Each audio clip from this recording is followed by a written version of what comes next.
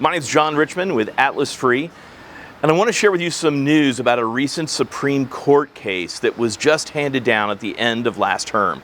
Free Speech Coalition versus Paxton.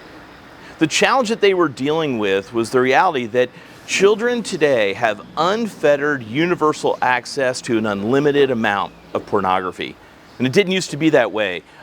Before the internet and before phones were ubiquitous in our pockets, people had to go into a convenience store and ask the clerk for the magazine at the top back shelf with the brown wrapper around it if they wanted to buy pornography.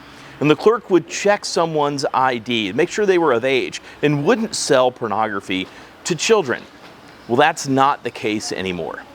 In fact, children now, with a few clicks of the button, can access almost any type of pornography. And in response to that, we saw states around the United States pass laws to require porn sites to age verify the viewers of their content.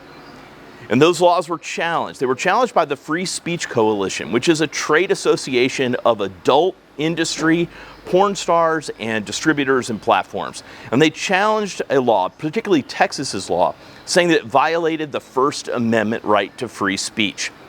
I should note that age verification laws have been a part of American legal framework for a long time. You have to be a certain age to get married, to vote, to buy cigarettes and alcohol, lottery tickets, explosives, guns. Age verification has been required over and over again, and yet the Free Speech Coalition argued all the way up to the Supreme Court that Texas's age verification law violated the First Amendment.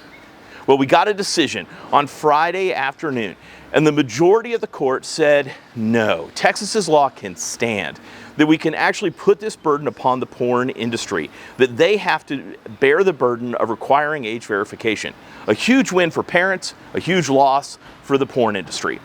We're excited that even one of Atlas Free's network members, their campaigning activity was cited in the majority opinion. Thank you all for being a part of and supporting the movement to protect kids and to fight for freedom.